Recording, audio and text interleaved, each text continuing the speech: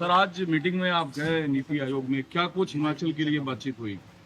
देखिए, मैं हिमाचल के संदर्भ में इतना कहना चाहता हूं कि मैंने नीति आयोग की बैठक के बाद माननीय प्रधानमंत्री जी से समय मांगा था और प्रधानमंत्री जी ने हमें समय दिया था और मैंने उनसे कहा कि जो हिमाचल के जो बागवान हैं, जो बाहर से सेब आयात होता है, उसके कारण हिमाचल के बागवानों के रेट गिर जाते हैं और नुकसान होता है।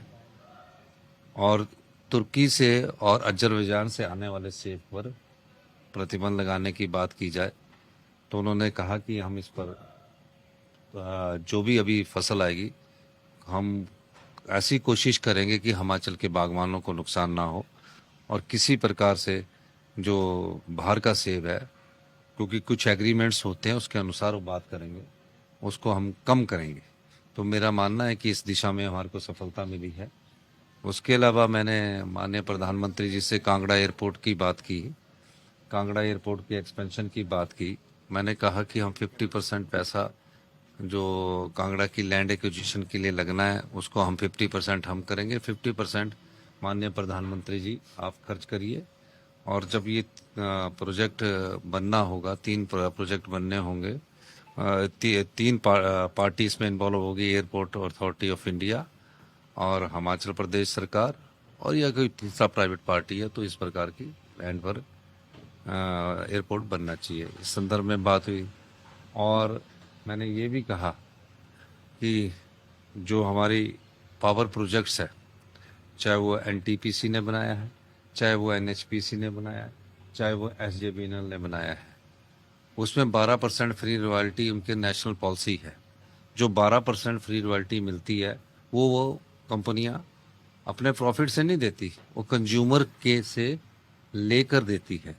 हमने कहा जिन पावर प्रोजेक्टों का जो पावर प्रोजेक्ट है, जिन पावर प्रोजेक्ट्स का ये कर्ज फ्री हो जाता है, कर्ज मुक्त हो जाते हैं, उसके बाद प्रदेश की रॉयल्टी बढ़नी चाहिए। कम से कम 50% उस रॉयल्टी पर प्रदेश की को मिलना चाहिए, ताकि जो पानी है, जो पानी हिमाचल की संपदा है, वेल्थ है, जो भी प्रोजेक्ट फ्री हो जाए उससे रॉयल्टी का शेयर हमें बढ़ना चाहिए और एक सीमा उस प्रोजेक्ट की होनी चाहिए जो हमें वापस मिलनी चाहिए।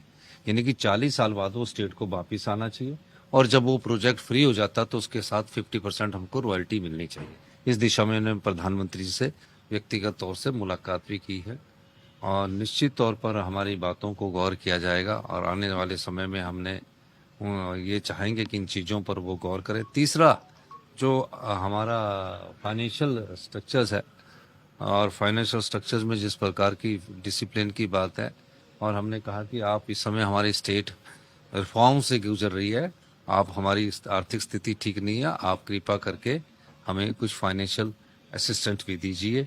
और निश्चित तौर पर हमने ये बातें उनके सामने रखी। नीति आयोग में भी यही कुछ कहा था या नीति आयोग में भी मैंने यही कहा था और उसमें आरडीजी कम हुई है। और हमें जो प्लानिंग कमीशन के पास हमने ये कहा कि जो हमारी फॉरेस्ट लैंड है वो 68% है और जो फॉरेस्ट कवर है 28% है। तो हमें सिर्फ जो उसके पॉइंट्स जो होते हैं पैरामीटर्स के हिसाब से, फाइनेंस कमीशन के उस पॉइंट्स के हिसाब से हमने कहा कि हमारे साथ जस्टिस नहीं हुआ। ये बात किसी ने 20-25 साल से उठाई नहीं थी, क्योंकि हमारे पास जो कोल्ड डेजर्ट है, लाहौल स्पीति, किन्नौर, जहाँ बर्फ होती स्नो, उसको फॉरेस्ट की डेफिनेशन में नहीं लेते थे। तो उस बात को भी मैंने नीति आयोग की बैठक में उठाया। सर हिमाचल